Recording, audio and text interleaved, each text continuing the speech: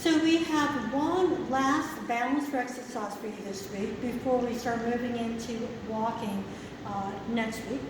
And we also have to correct some bad advice that women often get, especially when they're just starting to learn tango. But first, we're going to talk to you about the method in which we're giving out this information to you. So we're taking information chunks at a time and sharing with you every week to give your body a chance to make adjustments to how you move. Okay? So over the last couple of weeks, we talked about how if let's say your weight is too much on the outside of your foot, your body will try to make those adjustments automatically to try to keep you upright and not let you fall. We'll show you an example of that later during the exercise. So the first thing is, again, letting your body adjust to what's happening, to the changes. And secondly, we're also trying to develop your kinesthetic sense. Now, this is the part of your, six senses. You have your regular five senses that you learn about in elementary school, kinesthetic sense, you may learn in college, but it is a sense that tells you what your body is doing inside. So, for example, with my eyes closed, I can tell that, I'm moving my fingers around, or that I am, waving my forearm up and down. Okay, so developing this kinesthetic sense is important.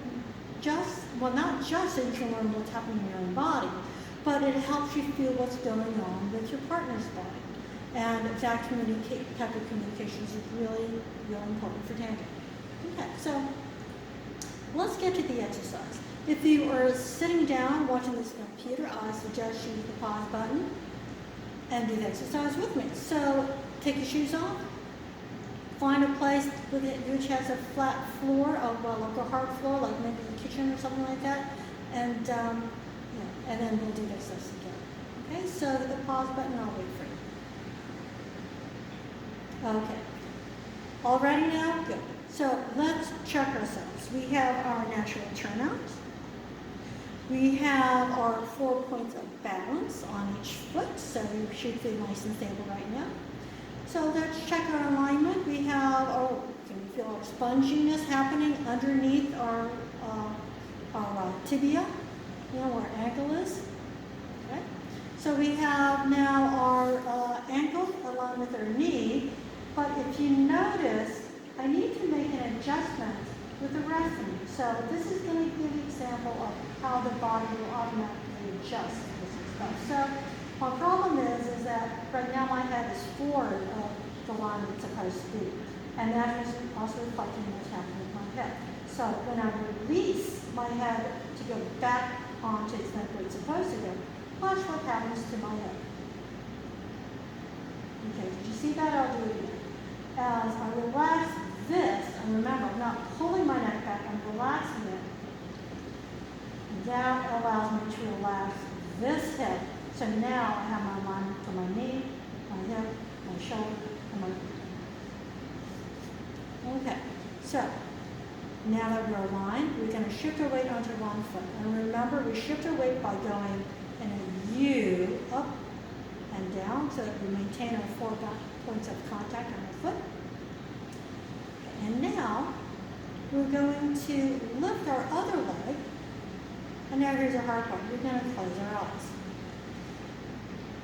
Now, with your kinesthetic sense, you should be able to feel all that stuff happening in your foot that's trying to keep your balance. And we're going to try to do this as long as you can.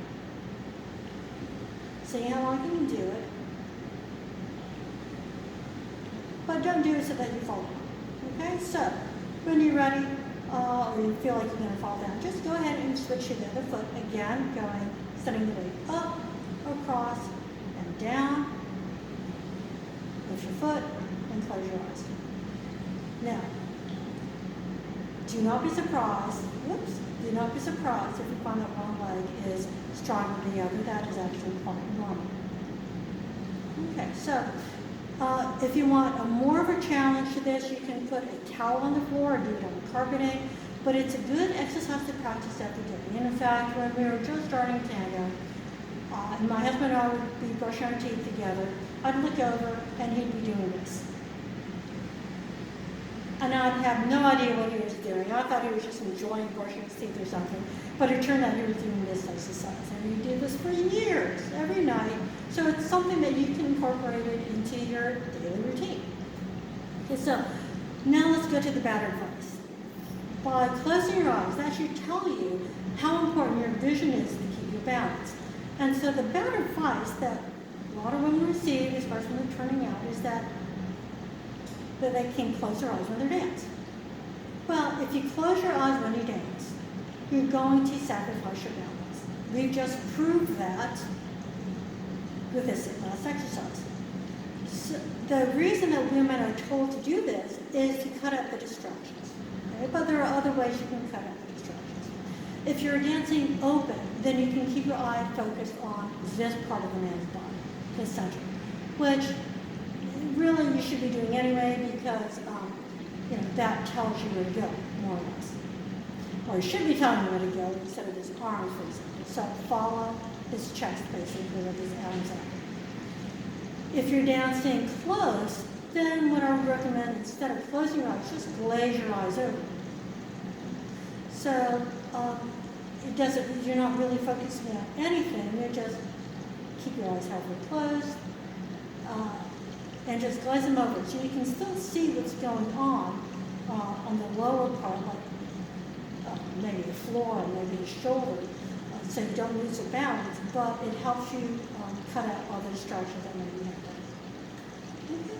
So that is it for today. Continue working on the exercise we showed you, so that next week when we start on the walking exercise, we'll have all of the balance that we need.